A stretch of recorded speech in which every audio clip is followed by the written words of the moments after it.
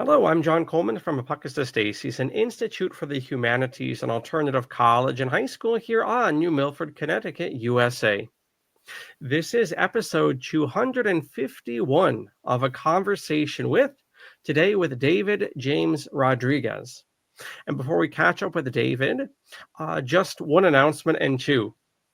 One of which is it just occurred to me before we went on air here that this show has been going on since 2018, which is something like 6 or 7 years, depending on my math and my lucidity for the day. But we began the show in August of 2018, and here we are at 251 shows.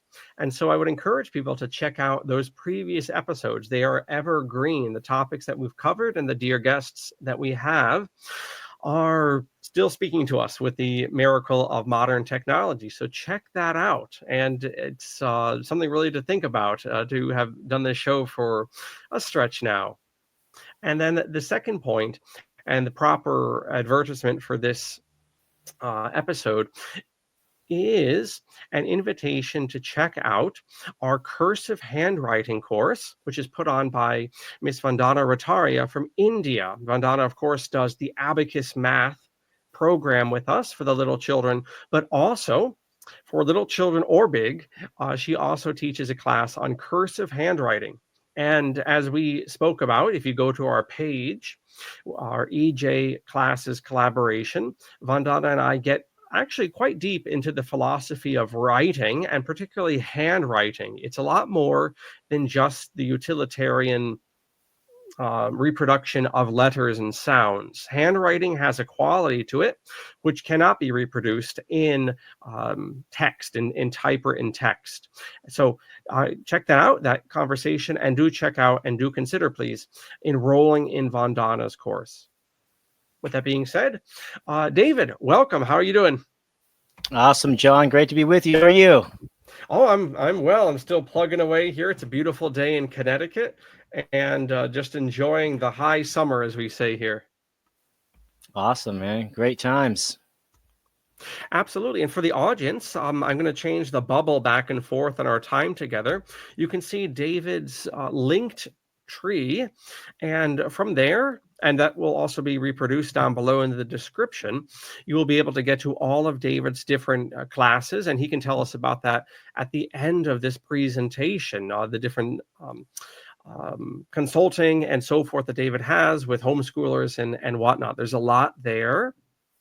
But David, how would you summarize our last discussion about the legal system? It's such as we stopped a couple of times last month and had to take in the enormity of this fraud. How would you summarize our last discussion as we looked at the birth certificate and the whole idea of the legal person versus the natural man, etc.? Mm-hmm. Yeah, summarizing this huge system is pretty tough, but I would say it's a big house of cards that probably started off with sincerity and with integrity. But again, as I've stated with Lysander Spooner and the Constitution of No Authority, our rights come from the Creator. And this is not a new idea. This is from the Declaration of Independence. So the legal system itself seems to be in shambles, especially the family division, the child protection services. You know, when the federal government comes in there to the states and now there's monies involved. We did mention the birth certificate, where the birth of a citizen is now used as collateral to loan against and to lien against from the state's perspective, because I want to invite the audience to remember that the state doesn't create anything. It is a parasite. It is just like you and I, except we are humans and we are trying to work on a voluntary basis. But the state comes in there with actors and allegedly magical powers to say we have the authority to tax people and to levy people and to declare war on people because we're the state. And in court, if you've ever tried to ask what the state is while in court, it's a challenge because they aren't expecting that type of question. The state is a piece of paper. The state is a corporation. It's a public corporation. And if you look at the city and the county charters and state charters where you reside, you'll see that these types of organizations are literally just pieces of paper. So this is an evolution of that system, I believe, that's happening.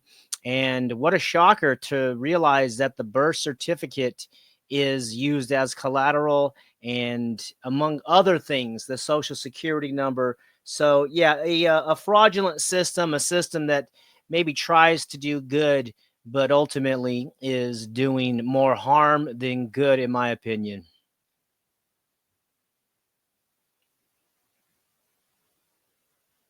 You're muted.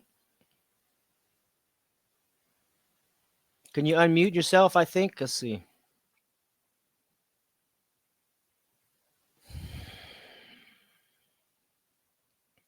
Yeah, I can't hear you. Can you hear me? You can hear me. Okay, I cannot hear you. Let's see if I'm muted. Nope. Is your microphone on?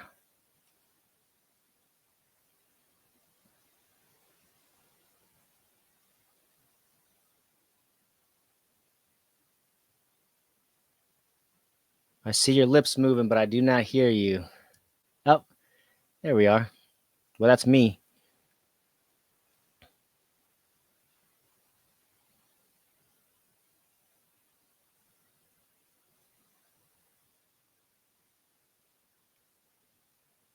Well, as John is working on his audio, I'll continue a little bit on the legal system, because a lot of my friends and a lot of the people out there are starting to realize that this legal system, this quote justice system, is actually just a racketeering type measure. And schools are one of the worst ones because they mandate attendance. So to mandate attendance, oh, here he is. Hey, David. David, I'm going to snip all this out. I suggest I'm going to ask you to represent the summary, just to go over all that, because it was kind of choppy on my end, and I'm sure on your end. Okay. I'll chop all this out, and then also let's cut our camera. So I'm going to reintroduce all of this, not from the top, but for the first question. Can you cut your camera, please? Yep. And that should solve the problem. Because I know last time we met too, I had to chop out quite a bit because, just because of the tech problems. But this should do the runaround. Of course, whenever we're talking about something serious, it always does get a bit choppy, which is suspicious. Yeah, I agree. Okay, so I'm gonna begin with the question to recap, and I'm gonna count down. I'm gonna count down, and I'll know to chop things out. So, David, I'm gonna count down from 3 and 2. All right, David, for technical reasons for our audience, we're going to cut the cameras and focus on the audio content here. Can you recap for us last month's presentation? We looked at the birth certificate, Lysander Spooner, legal personhood. How would you recap our last session together?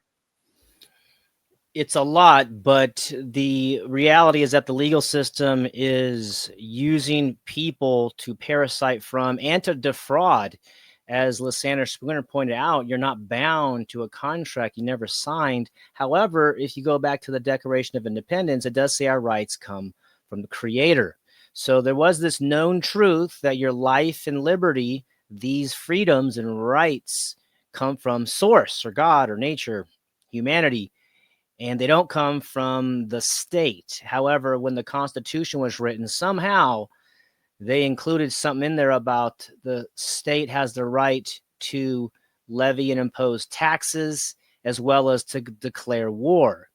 So then from that rotten root, the fruit also is rotten. And in terms of the birth certificate, the social security number, it's unbelievable how much we've been lied to, deceived over at least 100 years and even before that. So as we're stepping through this fraudulent system, it's important to understand that we are going to build the new contract system based on consent, based on voluntary interactions, and full disclosure of the terms. And it's so interesting because in the Social Security card, anybody who's gotten one of those cards, if you look at the bottom edges, it has a perforated edge, and it's connected to a contract which you don't even see. So by fraud and omission, the state and these legal systems are pushing us around, and we're caught in it. We didn't even know. Our parents forgot that their child belongs to them. And that's what we're going to talk a little bit about today. But if you look at the birth certificate, it calls your mother an informant on the birth certificate. So to summarize, this system is a challenge, but just understand that all these fraudulent paperworks and ideas that have hamstrung humanity are beginning to fall apart. And because it's based on fraud, coercion, and deception, it will not last, I believe, in the next phase of human freedom, because it's not honest. It's not based on integrity. It's not based on righteousness. And that's the world that all of us moral people want to live in. We want to live in a society where trust is supreme and honor is supreme. And that's going to take a redefining and a reprogramming of what we want in society, whether it's success or abundance or love or strong families. I mean, these are basic concepts that occur kind of not very emphasized in culture, except through movies and television, but they're the core of Western civilization. They are the core of liberty and classical liberalism. And we just never heard about it. I didn't, going through high school and college. These are very important ideas. So this legal system is based on a lot of dishonesty. And this new phase, I believe, is going to be based on honesty, full transparency, integrity. And that's what I'm up to. And I know you're up to that as well, John, with your educational ventures. And I'm sure many of the audience members are doing this at home or online, but we can smell that is not just something rotten in Denmark, but it might be the entire government where you are stated, not just in Denmark, but across the world.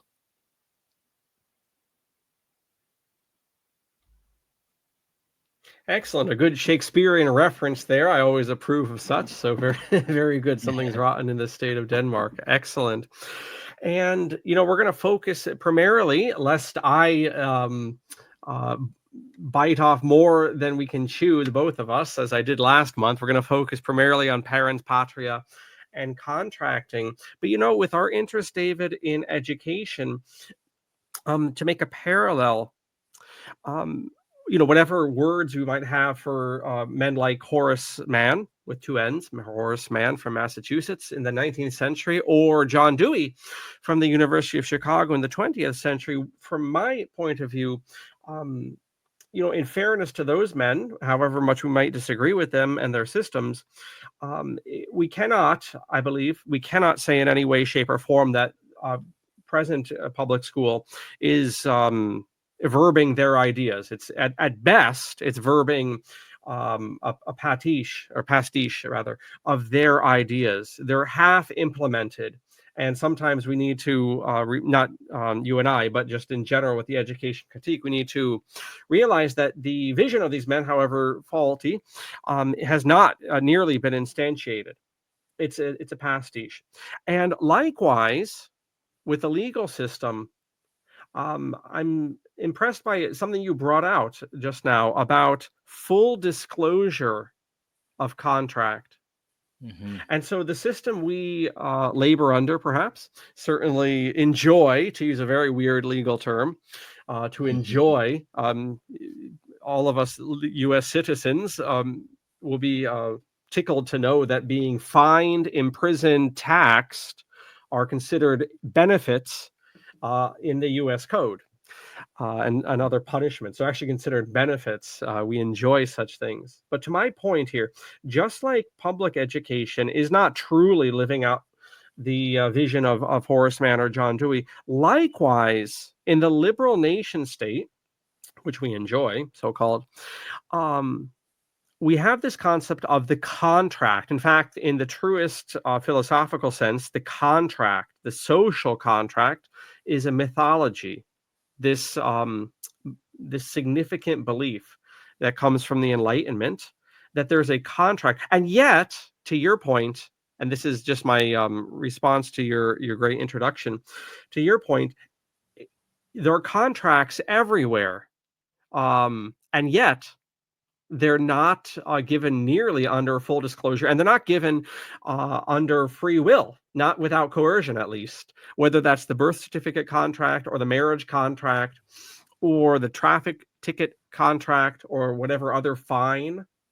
Most people have no concept that they're one, contracting, and two, they have no idea their ass from their elbow as to the parameters of these contracts. It's not full disclosure, and I really wanted to underline that great point you bring up. Yeah, I think if we had realized everything we sign and create is a contract, we would be a lot more careful before where we put our signature. And this is a new concept that's rising that was blowing me away too, was about loans.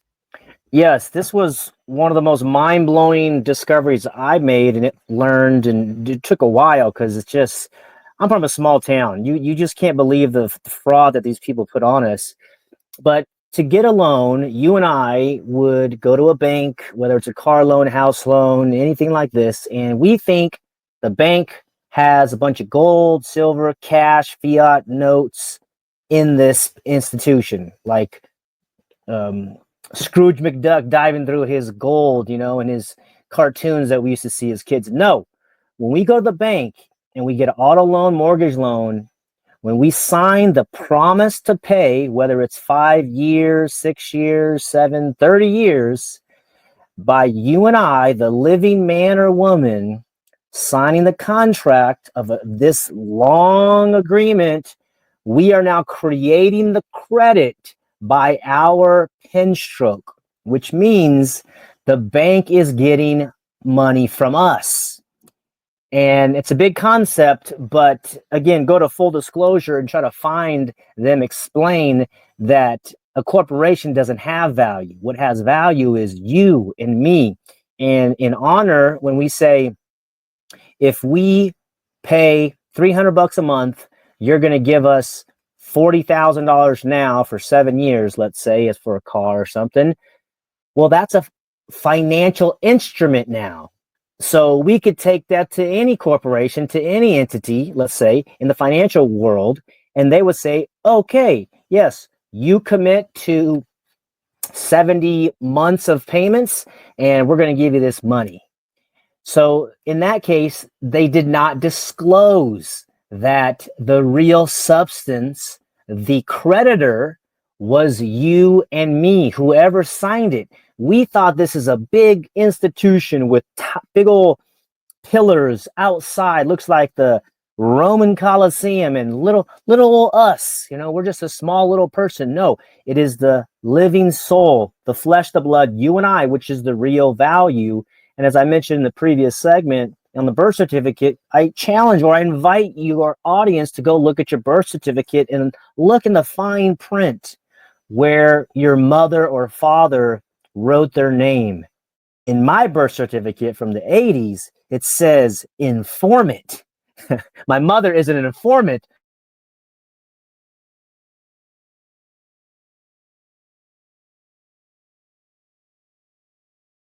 And that goes to the financial system and all the lies and deception there. So full disclosure is so important, because between honorable parties like John Coleman and David James Rodriguez, when we do a contract, we put the terms out fully and we say, here's what I'm going to give, here's what you're going to give, here's what I receive, here's what you receive, and we put little clauses in there. If there's conflict or dispute, we have a third party to go to, and etc. Timelines, deadlines, these kind of things. We don't hide it. But as I mentioned, the Social Security card has perforated edges where you're not allowed to see the contract. So this is the evolution of contracting and where it's going. We've been defrauded. And I think, hopefully I read the quote from Colonel Edward Mandell House in the previous show regarding that an individual would be required to register his biological material, and that's how they would keep us in check. So that was, I think, 90 years ago. And sure enough, in China, they're doing facial recognition. They're saying how good CBDC, which is central banking digital currency, facial recognition, social credit scores, and they have persuaded the poor Chinese brothers and sisters of Earth over there that this is a good thing because we got to keep the bad people away. Well, in America, we have a revolutionary spirit. We know that King George was a bad guy, and we know that our rights come from the Creator. So this world totalitarian politicians and power brokers are trying to basically help us forget of our natural rights and then put us in these types of contracts unknowingly and unwittingly. And I have another example for the full disclosure. If there's any mothers who are giving birth soon or did give birth or will give birth, when you go to the doctor, they're going to try to get your signature on the iPad now. It's no longer a piece of paper that I've seen in recent years. It's the iPad. And they say, oh, yeah, we got to do these procedures, whatever they are. Check the sonogram or whatever they need to do. And it's this line, and you sign it like it was a receipt at Chipotle or something. You know, it's just so unassuming. But if you ask them to see the terms of that contract, they will throw a hissy fit and act like you're a bad guy or a bad woman for wanting to know what you're signing. So even the officials in the hospitals are unaware of the importance of full disclosure, and through their training, through their conditioning,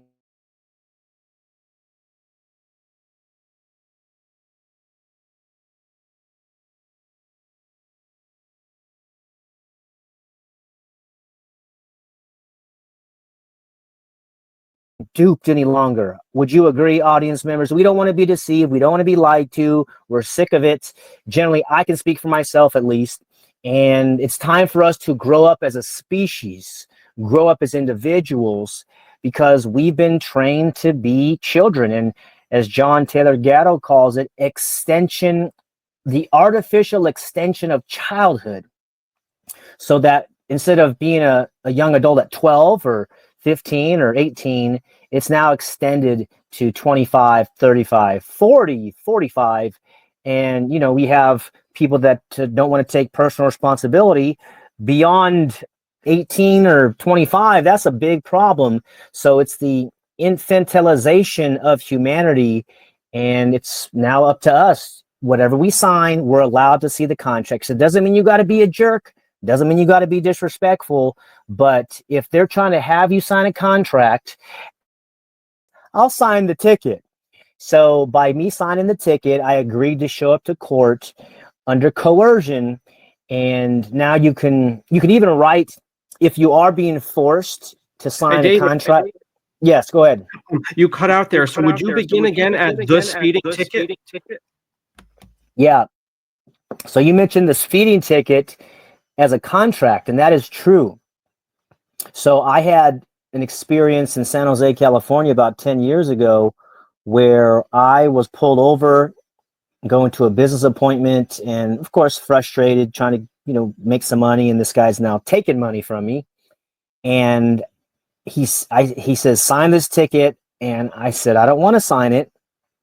And this obese, mean police officer with a gun on his hip says, if you don't sign this ticket, well, I'm taking you to jail. I said, oh, in that case, I will sign the ticket. So by signing the ticket, that is a contract. But as we learn later, if you're forced to sign, you can at least write under duress below that, or you can put all rights reserved in some distinction to let whatever official know when they read that ticket that it was not voluntary. Under coercion is probably the best, or threats, duress, and coercion. Because, and if I can interject, yep. I would also suggest In any sort of thing with these tickets or fines, you make the aggressor write down their threats and sign it and date it. Right. So I certainly support what you're saying with under duress. Yeah. But also get the bully to put their threats down in their own hands. So you should always traveling, even on the street, forget about driving, so-called. Always have paper and pen ready. And don't worry, if you don't, they're forcing the contract. As long as you and I aren't being pansies, consumers, just trying to get it done as fast as possible. It is on them to bring the paper and pen. So you forgot the paper and pen to make the tyrant put down their threats. Okay, well, we're going to wait here next hour until your supervisor, etc., provides this paper and pen. So I would just make by hell or high water, make the bully put down in their hand and their signature and their date, etc., their so-called badge number, their threats as well. Yeah, that's a great idea. I hope someone has done that successfully or tried, or maybe you have. All I know is that whenever I'm talking with cops and I stand up for myself, they hate it.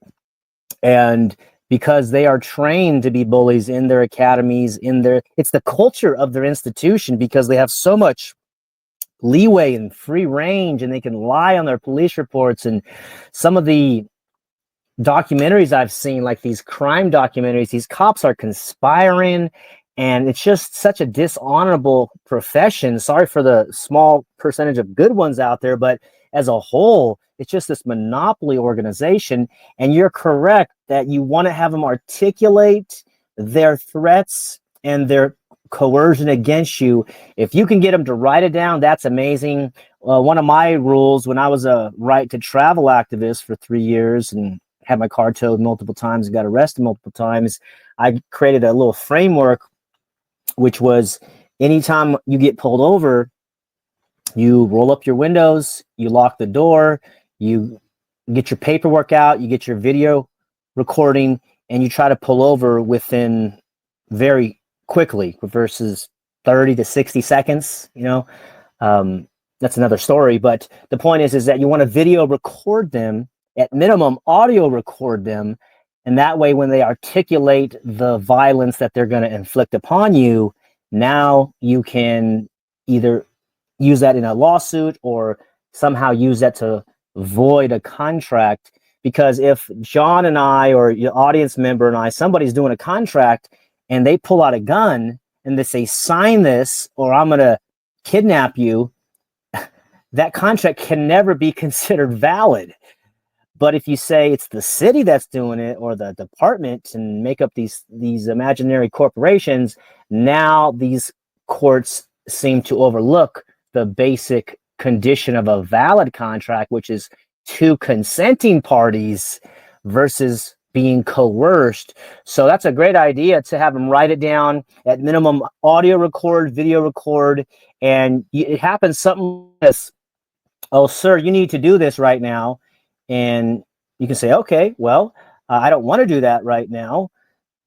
Okay, you have to. Okay, well, what if I don't do what you tell me to do right now? What are you going to do to me? Oh, we're going to arrest you. We're going to detain you. We're going to harm you in any certain way. Oh, in that case, now that you've expressed the violence which you're going to exert upon me, now I will comply out of threat of my life and my property. So that way, when the next court date or lawsuit happens, you can say, well, yeah, you complied with him. Well, I complied because he said he was going to hurt me, which is a threat, which is violence. So that would invalidate the offer, that would invalidate the command, and ideally it invalidate the contract. Thank you for that, David. And David, for my rejoinder here, would you just mute, please? I'm still getting some reverb. Thank you.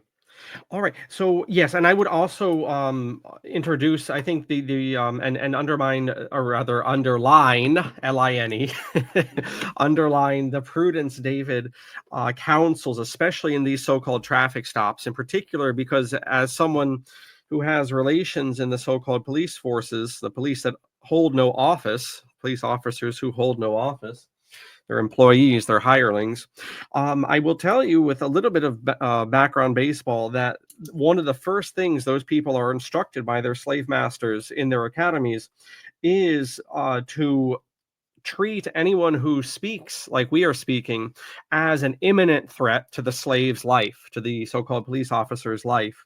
And so David does bring out in a roundabout way the prudence necessary. Maybe it is enough just to write under duress. But I don't want to get too bogged down in the traffic stuff for this episode. What did impress me as we're looking at parens patria and the points of contract is an old quote from a Protestant preacher from the, I think, 18th century, Charles Spurgeon.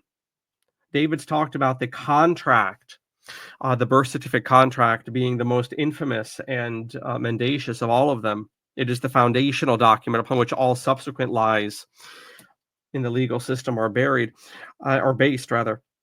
Charles Spurgeon, the old preacher, he says, "How precious must the soul of a man be that God and the devil are after it."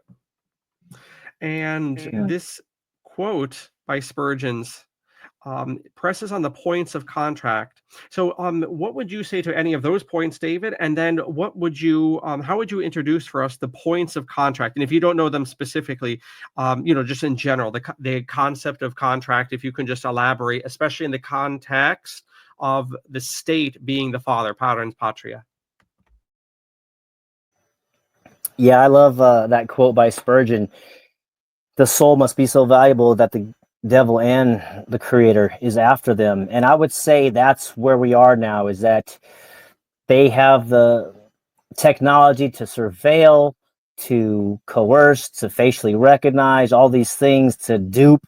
But ultimately, the battle is inside of the individual, inside of us, and they're trying to get us to give that up. And the transhumanism agenda seems to be like one of those areas where they're going after the genealogy of you and your children or grandchildren in perpetuity, because once the system gets locked in where they control the money, they control all these things, and you're just stuck where they say you have to be stuck, they don't give it up. And that's how monopolies work. Monopolies, especially based on coercion, they do not give up territory, power, or authority once they have it. And that's true for the school system, the banking system. We're seeing it with the medical system. It's going to take an uprising for the people, and that begins inside of the individual. And so this is where the contracting knowledge begins.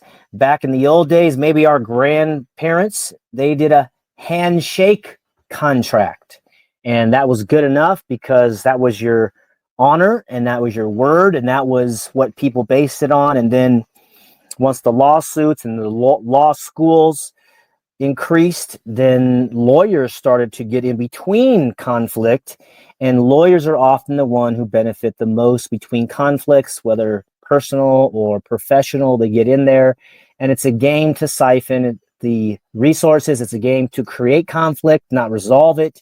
The longer a lawsuit is, the more that they make. One example is the O.J. Simpson case. The lawyers are the one who won on that one. He probably did commit murder and the reasonable doubt and all these things, but the lawyers are in there making money. So it's now up to us to learn how to contract. And I'm studying this. I've been studying this for some years now because I try to fight my own court cases, but I found out that once it's a political court case, they'll just railroad you and slam dunk you for themselves. And they say, oh, you want to appeal? Go ahead and appeal. And then that's a whole nother set of rules, and you got to pay more money to go play with those boys. So ideally, you want to make your own contracts, and if you don't like certain actors, you can exclude them in the contract. And I'm not sure the points of the contract that you're referring to, but in my experience, it has been a statement of the terms, witnesses, full disclosure, dates and signatures affirming it. And in the contracts that I recommend, you put a conflict resolution clause in there. because one of the worst things you can do is go to these state courts because it's a racketeering, money-making fraud. Wouldn't you like to go to arbitration instead? Arbitration now resolves, I think, over 50% of corporate cases now in America. So corporations are getting onto these ideas where, hey, if we have a disagreement, a conflict, let's go to a third party that's based on consent instead of a third party with a giant hammer and they can do whatever they want, called the state. So the Which contract is, by the way, go ahead. Just for fun, that's basically what's going on with those television court cases. What you're seeing when Joe Blow and Susie Q are suing each other when they were dating for $50 for the dog or whatever. When you see Judge Brown or Judge Judy or Judge Koch, Lord have mercy on him, those TV shows, those are all arbitration. If you wonder, like, what the hell is going on? How can there be a court on TV? Well, that's what's going on. It's arbitration. Yes, that's right. So they agreed, hey, we'll take this arbitrator. They dress him up as a judge. So yeah, it looks like a judge. It looks like a courtroom and things. And there's like some employee, that actor looks like a cop. Exactly. It's just dressing up. Right. So we can actually do this. And I recommend you start in your neighborhood. And these are some of the things that I'm working on too, because once society collapses, or I should say, once the dollar collapses and then moral fabric begins to wane, even as it is now, you want to have good relationships with your neighbors, your neighborhood, your local community, and you can actually make contracts with them, whether it's by handshake or by expression. And so, yeah, the point of these contracts is to express the terms. What are we agreeing to? Because I actually not just think that you and I are kings and the ladies out there are queens. I know it. I have come to the conclusion that this is the absolute fact. I own my body. There's no higher authority over me than my body and your body. You are the supreme authority over that yourself. So this truth seems to be the solution that can help us transcend these coercive plans that we're seeing by the counties and the states, and people are sitting back. So, well, what do we do? Well, you can't stay silent and you can't be unorganized and disorganized. You got to get with the people who get it, make some communities, make some circles, some men's circles, some women's circles. Some of the friends that I'm hanging with now, they have a monthly party and they have a potluck and they come talk about freedom of choice and stuff that's going on. So it's up to us to create the community, and then you have many people coming together to learn these things, and they'll be experts. And law is such a complicated thing. There's such deep niches of law. And how do you study it? Well, you got to learn, read, and practice.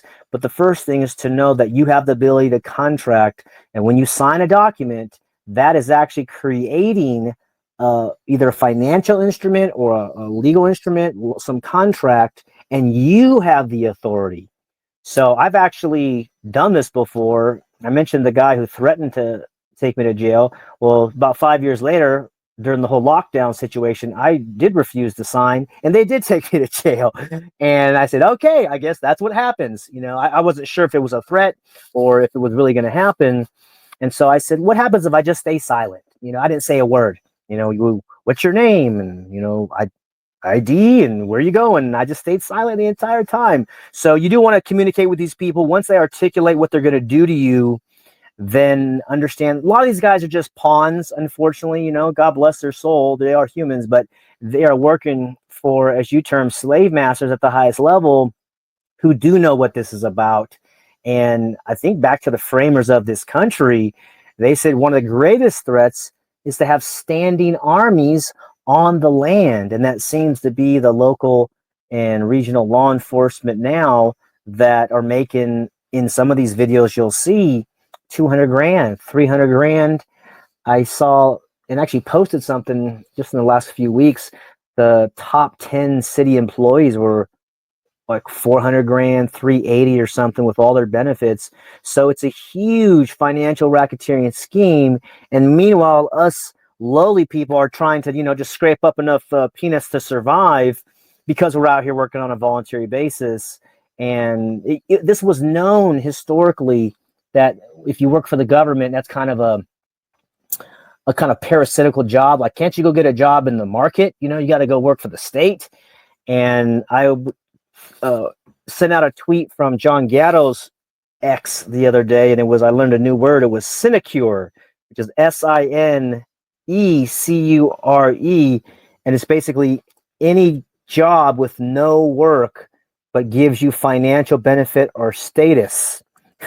So most of these government positions, and I know there's real work in some positions. My mom was a special education teacher, and my father worked in the parks and recreation. I know there's some work involved, but in terms of being an entrepreneur, producer, creating your own clientele and marketing and these kind of things, the government job is, as Gatto calls the school, a jobs project. And then once you're in power, you can hand out jobs. Oh, you want a job? Boom, 60 grand. Want a job? 80 grand. And you can just hand out these meal tickets to your buddies and your friends as you would as a immoral or amoral person. So with contracts, I think it's very important that we all start learning that and understand, to full disclose, what the terms are is going to be the wave of the future. No more deception and fraud. And anytime somebody's forcing you to sign a contract, you can always ask them, can I see the full contract, please? And if they flinch, who cares? That's your right to know what you're signing.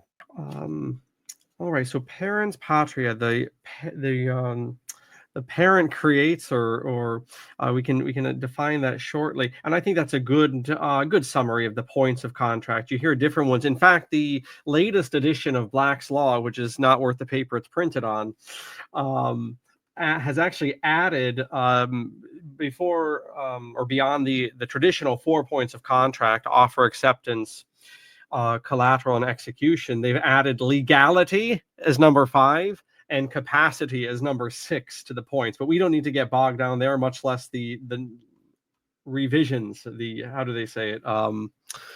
The reimaginings of the legal system. Of course, I'm assuming everyone here knows that the legal system is not the law system. These are two separate things altogether. Parens patria. This is ApocatastasIS. David has his homeschooling stuff. You say, what the hell does this have to do with education? We're pressing on the nerve of things, everyone. We're pressing on the very nerve of things. We have a nation, we have a continent, and 2 and 3 continents, probably more, of people that are heavily formally schooled, whether that's public school, homeschool, private school, unschool, and almost nobody can understand what we're talking about when we're talking about these points of contract. This is the nerve, this whole concept of what? The will. That is what we're talking about. We had that great quote from Spurgeon before: how precious is the soul of a man that God and the devil are after it. And the will, David has brought this up a few times. We must underline this reality of what we're doing on this earth. And the fact is that the gold is not shiny metal, and the silver, that's not the gold on this earth. The gold, and this isn't me waxing eloquent or poetic, this is the system, as David has said. This is the very system that we, quote unquote, enjoy. It recognizes something that all of us, the educated so-called, do not grasp, which is our will. That is the fundamental gold, G-O-L-D and G-O-A-L, that this system is after, is our energy, our life force from the Creator. David, very early in our discussion, in fact, mentioned that the monetary system through the birth certificate process is based on this. This is the very thing. The same with all these fines and these fees and these taxes. Everything goes back to the will. So, to our main point here, David, anything you want to pitch in for those thoughts of mine? But also, how would we describe parens patria? And if I could just recite a legal maxim that can kind of grease the skids here: the Creator controls. The Creator controls. This is a legal maxim. The Creator controls. And the name of the game, as I kick things over to David, the name of the game is to get us to contract out of our will, to contract, to agree, knowingly or unknowingly, into another system. So parens patria, and any thoughts you had there, David? Yeah, such great points, John. I love the maxim that the creator controls. And for parents out there or people related with young people, it's really important to understand that the father and the mother of the child literally came together as one, and through your biological material created this new soul. And God bless the mother who birthed this soul. And this child is the property of the parents until whatever age you choose. It could be 12, 15, 18 is a lot, accepted as true in the US at least. But the state has an idea called parens patriae, and this is a Latin term, and it comes from English common law, and that is that the state is the parent, or the state is the father. And it's a concept that they use to mind control you and I, so that, yeah, the state's here to help us. And if it was a voluntary organization, that would be great, because it used to be churches and charities and mutual aid groups and fraternities that would help the needy. But now the state is using this as a way to justify that. Let's say they take away your child from CPS court, or they find a child in school, and teachers are mandated reporters. So if there's a bruise on the child, then they must be getting abused by their parents. And I just saw a story this last week. There was I think it was a kindergartner who fell off her couch at home and got a bruise, and upstanding family, but the parent jumped to conclusions and called CPS, and long story short, took that 6-year-old away from the parents, and I think it was for 6 or 7 months, with no probable cause, with no evidence, just with a report from the teacher. And that is because the state, through this doctrine of parens patriae, the state believes that they are equal to the mother and father. And if the mother and father are not treating the child well, then it's up to us to kidnap them and put them into foster care, and that's going to be a lot better for them. And by the way, if you're a foster parent, we're going to pay you money too, so we're going to financially incentivize this charitable venture, and then that way we get to control the situation. So the point is that the state is not our father and mother. It is the mother and father in the flesh, that is. And some of us believe in a creator, a spiritual father that actually has the highest authority and is guiding us through this spiritual battle. And for that Spurgeon quote, it is something very important that these forces of light and darkness are after your heart and your mind. Call it your spirit, your soul, whatever. You can just call it the invisible you if you like. But I think science and technology, consciousness is realizing that we're not our body. This is kind of a suit of a character or an avatar, but there is substance behind it. And I love the phrase life force energy, because that is really true. Because what is making your heart beat right now? Chi, energy, the ether, we're not quite sure. We see what's happening, but we're not quite sure what is causing it and why, other than God's love, it seems to me. So the idea that you are a child of the state is erroneous and problematic if you believe it to be true, because then you'll go to the state. And I understand we've been under some generational mind control from the state, and we thought the state was there to help us. We thought the state was there to protect us from enemies, foreign and domestic. And those are great platitudes and lies. In my experience, it seems the state is a form of organized crime to rob and to use force to accumulate territory and resources. And back in the day, they'd call them pirates, but now we call them police or militarism. And that's just not me speaking. There's a story of Pat Tillman, who was an NFL superstar in 2003 and 4. And once they opened up the military to go sign up and to go kill the terrorist overseas who did 9/11, he did. He was a patriot. He signed up and he went over there to Afghanistan, I believe. And he said, we're not helping the people. We are hurting the people. We are the bad guys over here. And he wrote letters back, and Donald Rumsfeld intercepted those letters. And long story short, Pat Tillman was going to come back and become an anti-war voice early in the war. And suddenly he was shot twice in the head by friendly fire. And they made sure that he wasn't going to come back to end this war. So this is all based on contract, and the state's here to protect us. And you can even look into the history of the flag salute. And it's just such a deep rabbit hole to know that they've used our good intentions of trust and honor, and they've perverted it so that they can profit. And in the meantime, the innocent women, children, and men are getting brutally murdered. Over 1 million Iraqis and Afghanis have been killed. But that's not news, because the atom bombs in Japan killed over 180,000 civilians too. So this is all based in the states here to protect you, and we're your father, we're your parents.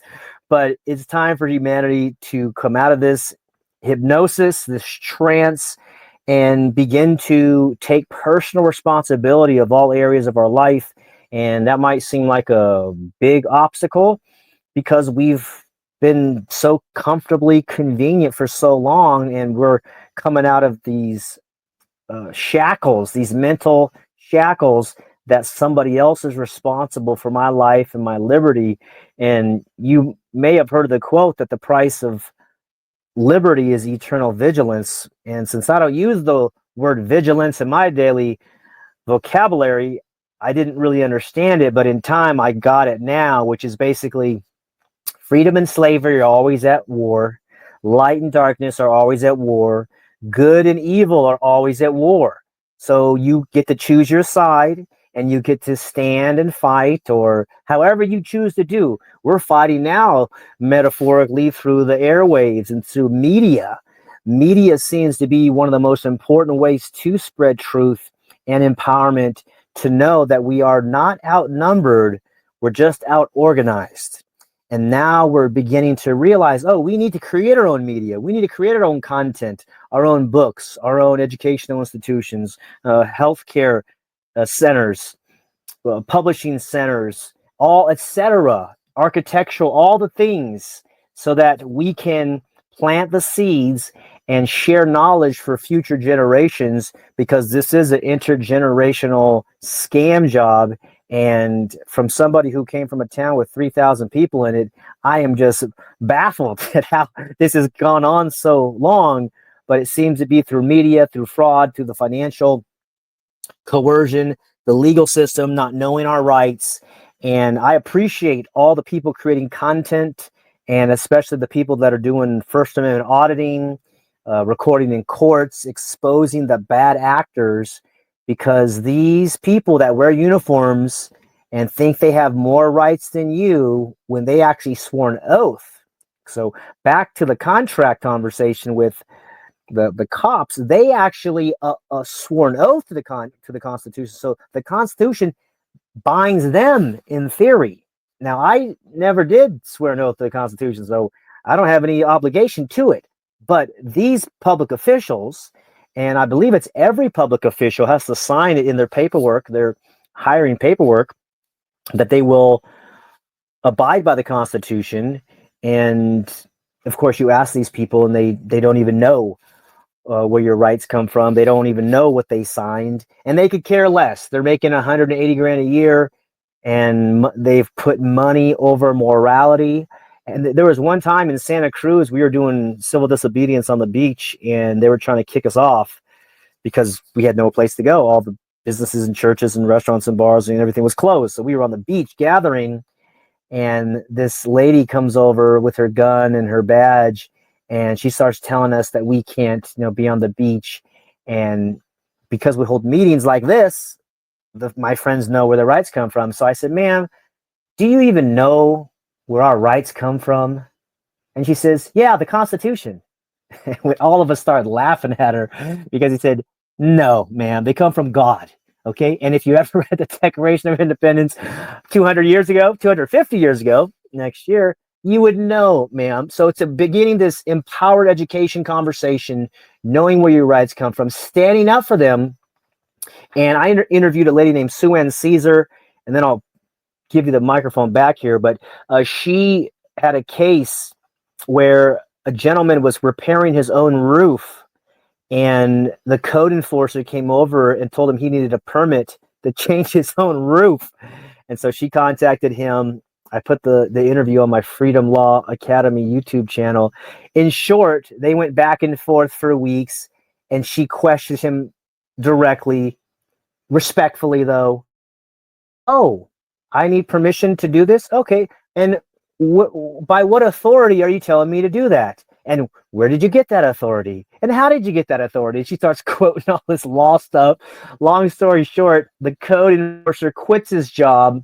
I think 2 or 3 people on the city council got fired and they quit or got replaced. And it took them forever to find another person to replace the code enforcement job, because nobody wanted to do that after she just publicly and legally destroyed them in paperwork. So it was through paperwork they were going back and forth like a tennis ball back and forth, but it's because she knew who she was and she was helping this other gentleman through that. So knowing who you are and standing up for yourself is very important, especially when it comes to the state telling you what to do.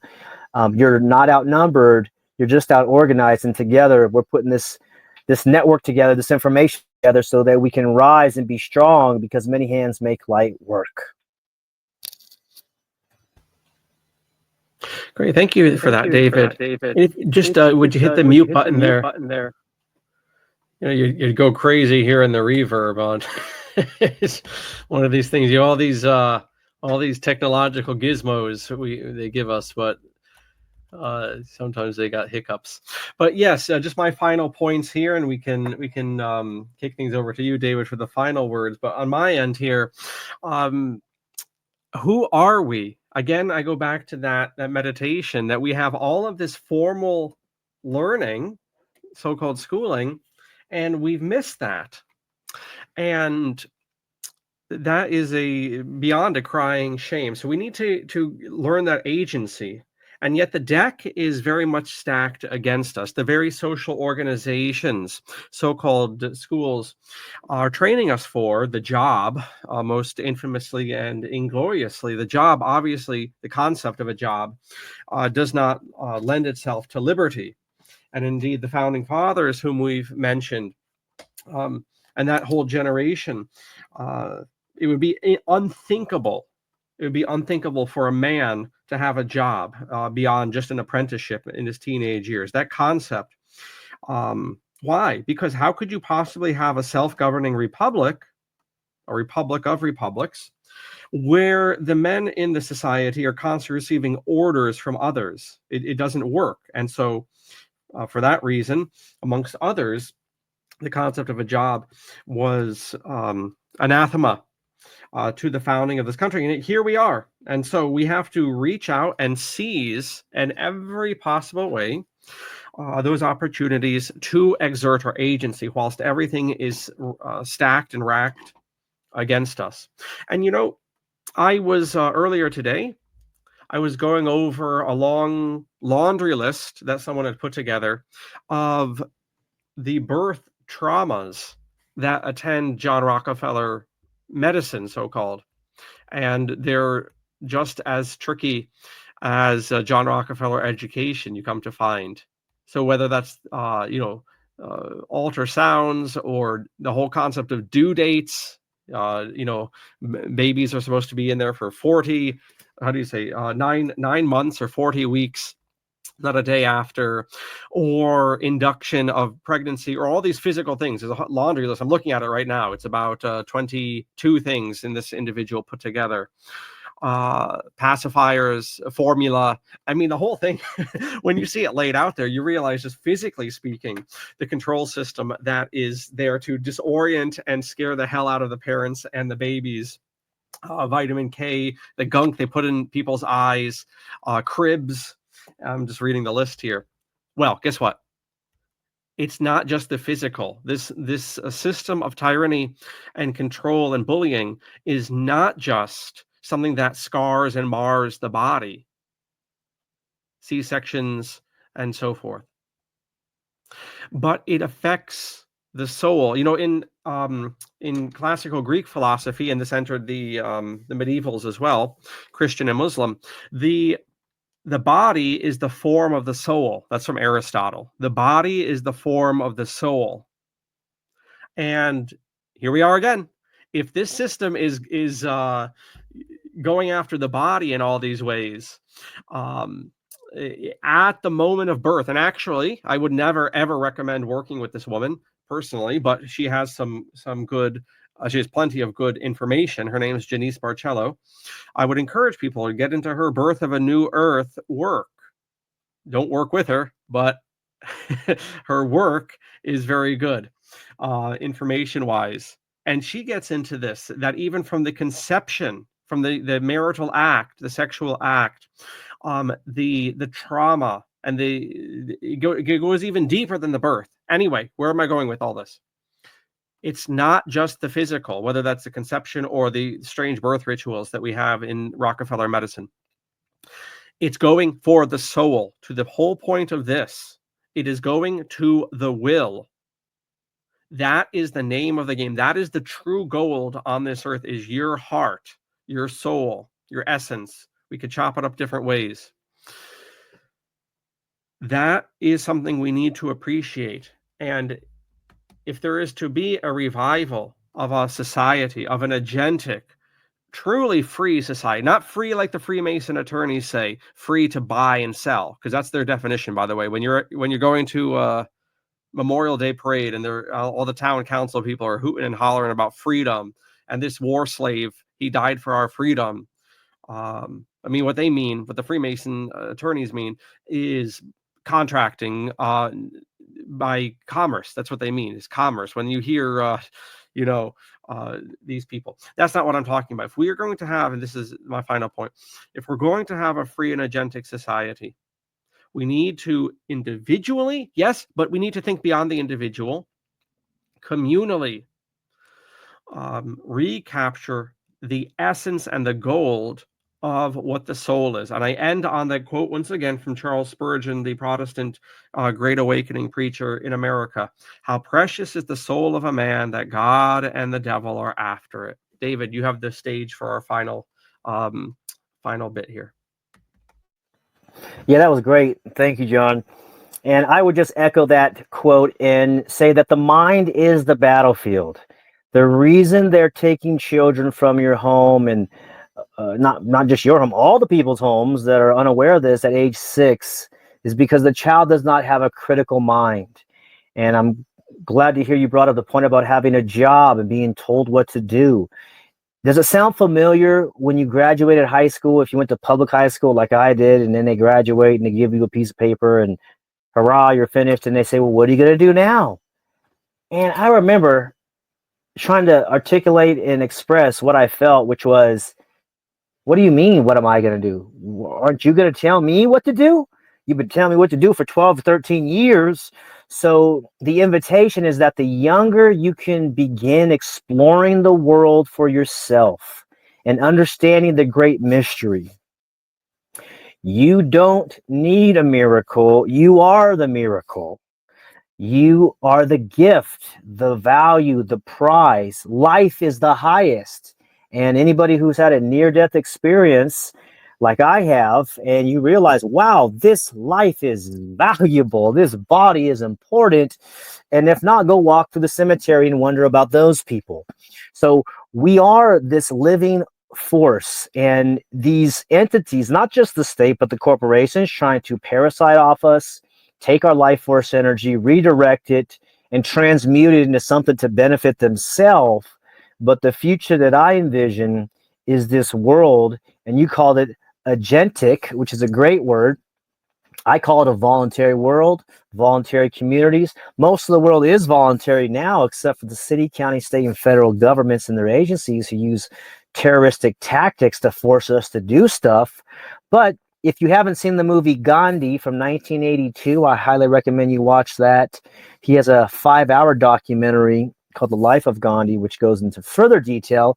But Gandhi didn't didn't just lead the exile of the British soldiers in a short period of time. It took 30 years with multiple leaders and civil disobedience, and there was murders, and there was jailings, and just problem after problem. I think he got arrested over 25 times, some for 7 or 8, 9 months because of disobedience. So how much are we willing to do something similar, or at least participate in the game? Martin Luther King got arrested over 25 times as well. So there is a price to pay for freedom. The unrighteous ones are not going to hand it to you or I on a silver platter because it's righteous. They already have shown their cards with the mandatory jabs and this great reset that they're trying to inflict upon us through the World Economic Forum and United Nations. They have showed their hand. They want a technocratic society, a panopticon society where you can't go anywhere, including your own house, without being surveilled. So it's up to us to make our own contracts, make our own agreements, get together with people and talk about the moral code, the morality of their actions. And I invite the men out there to create a circle, the moral men's circle, or the women get together and begin talking about the righteous queen circle, or whatever you want to call it. But these conversations need to be had ideally in person so that trust can be established. Because if I was in the neighborhood with John, I would go hang out and talk with him. But we're across the country, so we're using the next best thing, which is digital media and communication, hoping to tap into 1 or 2 or 20 of you out there listening to create some local leadership group there where you're residing, to begin creating these types of solutions that we see as well. Education is critical because it's not something that you finish. The commencement ceremony actually means to begin. So if we're going to create significant change in this lifetime, is going to be continual learning and doing and trial and error. Be okay with making mistakes. Mistakes are okay. There's no perfect people out there. But because we went to school, even myself have hesitation to action or hesitation in some things because of the incorrect meanings of making mistakes. And so now it's basically about taking so much action that we stumble and fall, but you're around other people who are taking action too. And that is this energy that is supportive. Like, hey, oh, you messed up too? Yeah. I failed on this launch or failed on this project, okay, good. Well, let's try again. Let's keep going, because that's what's going to take. The young people now are in awe of the world that we're seeing because they have so much information in their pocket. And the term that I heard, which is called information overwhelm or information chaos. We don't need so much information now. Now we got to organize it and categorize it and utilize it and use our life force energy towards building these types of organizations and institutions and solutions.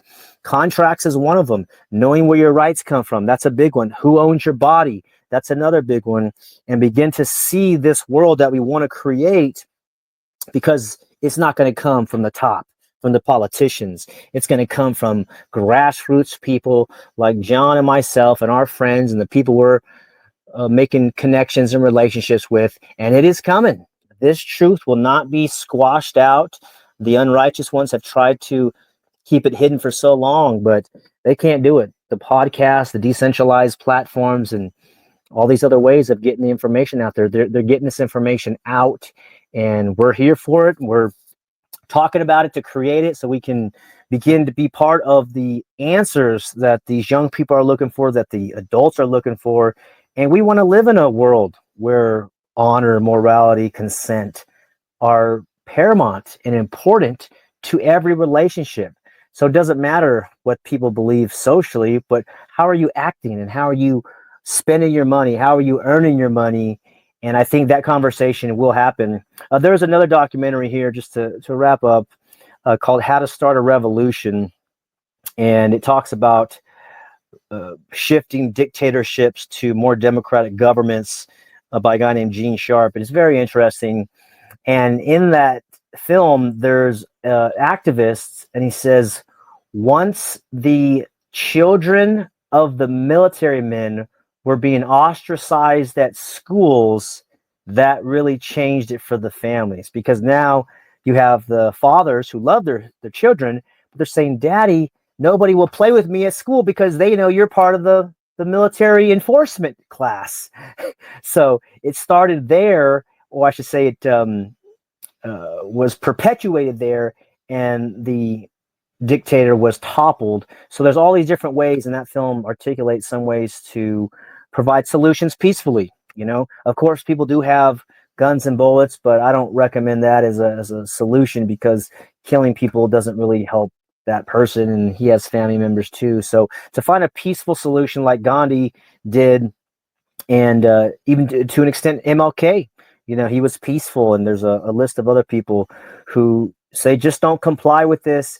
But because of the technocracy and carrying this phone device in our pocket, which can spy on us for, quote, advertisement purposes, meanwhile, the governments have back doors in these phones, as Edward Snowden showed us, how to have privacy phones, how to have private conversations where we can discuss what we really think and not feel like it's a panopticon where we have no freedom of speech and Big Brother's always looking, right? That's what Orwell was talking about.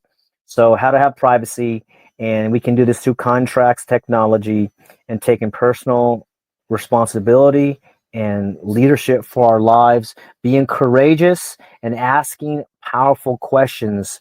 This is, I think, another key point, to ask clear questions. And you don't have to be disrespectful to authorities, but if they want to have you sign a contract, you can ask why, you can ask where, and you may need to video record it or audio record it. Your rights come from yourself or the creator, your source, and you do not have to give them away. And you don't have to give them away for your children either. So it's time to be courageous, be strategic, find your tribe, tune into this podcast and show whenever you can. I am on Voluntary Living on YouTube with myself, David James Rodriguez. And if you need some help getting a diploma or some other consulting, you can go to my Linktree /David James Rodriguez for all the different support items and ways to help you with your educational needs, or any type of consulting. I consult for, you know, contracts or law. I'm actually talking with a potential student who is wanting to go to the Olympics. So something like any of these things, to be empowered, because this is where it's going. Strong leadership, strong men, powerful individuals who can lead and be courageous for whatever is going to happen in the coming 5 or 7 or 10 years.